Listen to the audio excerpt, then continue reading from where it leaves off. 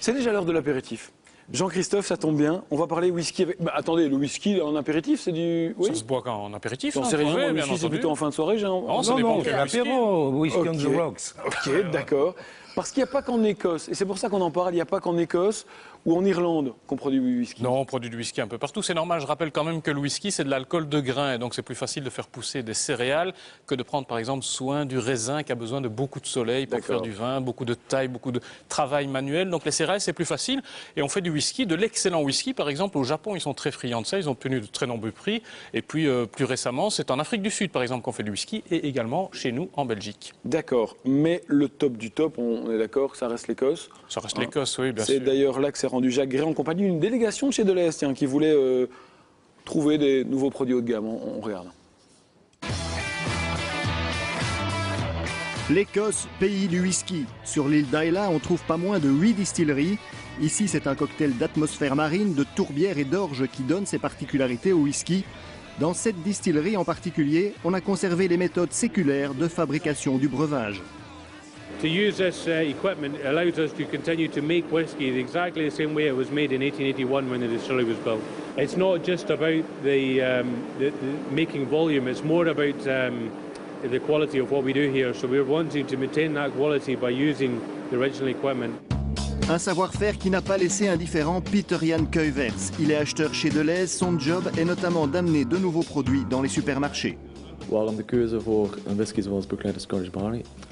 Het is een innovatief product en het is heel fijn om in de pitch te kunnen zetten van de lokale producten die hier worden gemaakt. En Brookletter is zeker een innovatie. Als u de fles ook ziet, het ziet er geen whiskyfles uit, dus het is heel mooi. Et ici, le whisky puise aussi sa part d'originalité dans l'eau d'une source qui jaillit à quelques kilomètres de la distillerie au milieu des collines. This is the water that we use to let down the whisky.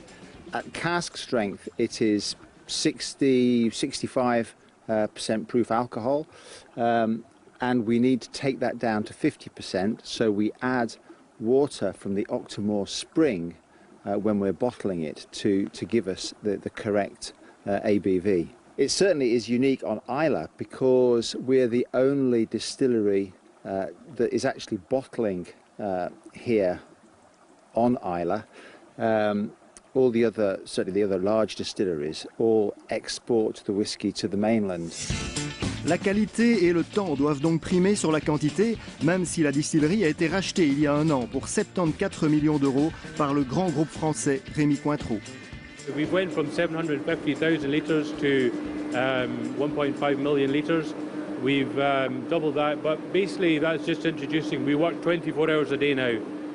Beforehand, we were only working 8 hours of the day. And we still run the distillery as an independent. Although we're part of the Rémy Cointreau group, this has not changed anything. Direction les caves, où le whisky prend le temps de vieillir dans des fûts identiques à ceux de grands vins français. 5 years old. Autant d'arguments qui ont définitivement convaincu notre acheteur de proposer ce whisky aux consommateurs belges. Ongeveer 20% van de Belgische markt van alcohol is whisky het grootste segment daarin. Dus de Belg blijft echt een whisky-drinker. Ici on est dans du haut de gamme, donc malgré le prix, les gens achètent ce genre de produit. Ja, ze zijn bereid om deze prijs te betalen. Het is echt iets unieks. Er is een verhaal achter. Het is puur genieten al wanneer men dit drinkt. Dus. Un whisky plutôt flashy qui sera vendu 50 € la bouteille. Ah, c'est quand même un peu plus cher qu'une bouteille de vin, ou qu'un bourbon américain. Ben oui, mais ça, c'est le prix d'un bon whisky, évidemment. Ça coûte quand même aux alentours de 40-50 € la bouteille. C'est pas de fait une bouteille de vin, mais c'est comme tous les bons alcools. Hein. Si vous voulez un bon Armagnac, un bon... faut mettre le prix. Voilà, un bon cognac, il faut mettre le prix, bien entendu. En Belgique, on fait aussi du whisky depuis quelques années. Ah oui, alors je vous ai amené quelques échantillons ici des whiskies qu'on a. Alors on va commencer peut-être par le plus connu, qui est sorti au milieu des années 2000. C'est le Belgian Owl, ça veut dire le hibou belge. Il est fait du côté de Liège, à Grasse-Sologne. Il a déjà obtenu plusieurs récompenses et c'est un whisky qui est même victime de son succès parce qu'on le trouve assez difficilement maintenant dans le commerce et il paraît même qu'on spécule dessus. C'est-à-dire que si vous avez chez vous une bouteille fermée qui n'a pas encore été consommée, ben vous arrivez à la vendre 2 à 3 fois plus cher que le prix d'achat, donc c'est pas mal. Celui de Liège, c'est du whisky? Parce que j'ai déjà vu qu'on dit whisky à Liège. Non, j'ai déjà vu whisky sur certaines bouteilles, ça n'a rien à voir. Whisky avec EY, c'est le whisky américain. Voilà. Okay. Alors vous avez aussi, je vous ai amené le Lambertus qui est fait du côté côté de Raren, donc dans les cantons de l'Est, Ouais. qui tire un peu plus sur le Bourbon. Et vous avez aussi le Goldly, c'est un whisky flamand, 12 ans d'âge quand même, fait du côté de Daines. Et le petit dernier, Voilà, le petit dernier, C'est un c'est whisky à le la petit bière. nouveau. Alors, il vient d'être commercialisé. En fait, il n'est pas encore commercialisé, il vient d'être mis en bouteille. Il n'y a pas de bière dedans, je vous rassure, quoique. attendez, qu'on voit bien l'étiquette. Oui, c'est Montrez Ils l'étiquette. sont toujours de très belles bouteilles. Hein. du Duvel. Hein. Duvel. Donc ça, Duvel. c'est assez étonnant parce qu'ils font de la bière. eux. Ben, ils font de la bière normalement et une fois par an, ils font un brassin. Pourquoi? Ben, parce que la base est commune. Ben, vous allez le voir dans le reportage. vous allez Allons-y, comprendre. c'est plus simple, je crois, c'est plus simple. Une mousse onctueuse, une couleur dorée, du malt d'orge qui se mélange à l'eau. Pas de doute, un nouveau brassin de bière est en cours. Quoique, cela pourrait tout aussi bien être du whisky que l'on prépare. La base, en effet, est exactement la même chose. On emploie le malt d'orge pour le destil et pour la bière. On emploie la même eau, on emploie la même levure. La seule chose qu'on n'utilise pas pour notre duvel distill, c'est notre houblon. Juste pour le fun, le maître brasseur a tenté l'expérience de l'alcool de grain en 2006, car il ne faut pas changer grand-chose dans la recette. Après la transformation du malt en sucre, la fermentation s'effectue aussi de la même manière que la bière, en cuve. L'avantage annoncé est la maîtrise totale du processus et de l'environnement. Ici, on va alors, pour la duvel, on va la laisser reposer encore pendant 3 semaines à -2. Par contre, si on fait le duvel distilled, on va envoyer, après la fermentation, on va envoyer le brassin chez le distillateur. 6 ans après sa mise en fût, 5000 bouteilles arrivent sur le marché. Pour tester ce whisky en avant-première, nous avons convié Vincent, Christophe et Charles, 3 membres d'un club de dégustation. Et pour corser la chose, nous servons 2 autres whiskies belges plus âgés.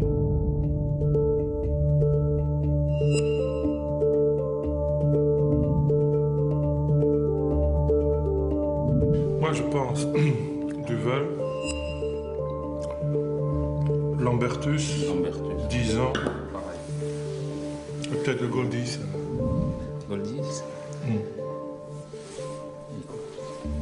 Ben, 100% raison, hein, bravo.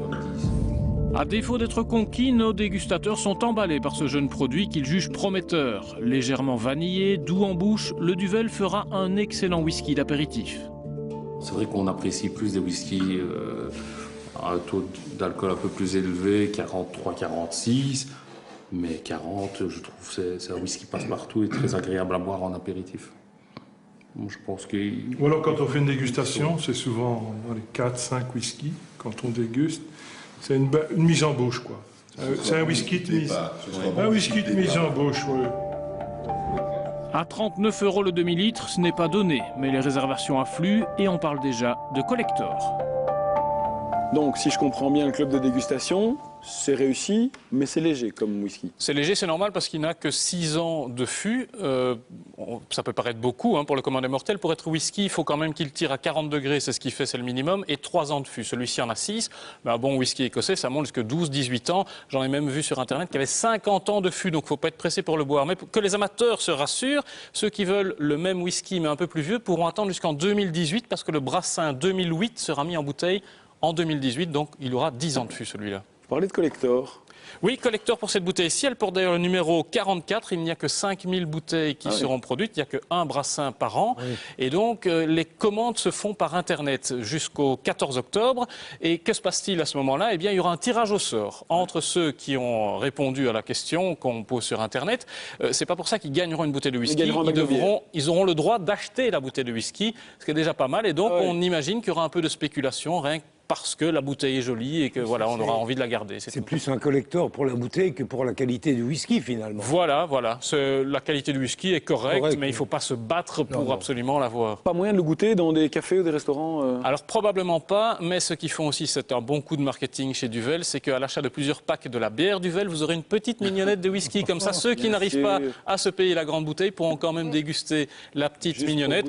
Il faudra évidemment qu'ils achètent quelques packs de bière. Réflexion autour de la table, Hubert, est-ce que vous êtes un buveur de whisky Occasionnel, mais c'est vrai que l'avis des experts, on sent qu'il est quand même encore un peu léger. Hein.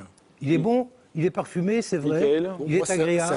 C'est rare, mais d'habitude je le mélange. Donc, il vaut mieux pas mélanger. Pas de glaçons et pas de coca. Bien sûr, de toute manière, avec modération, quoi qu'il arrive. Mais bien entendu. D'ailleurs, on n'a pas bu ici. Non, on n'a pas bu. Comme il en faut pour tous les goûts dans cette émission du whisky, on passe au chocolat.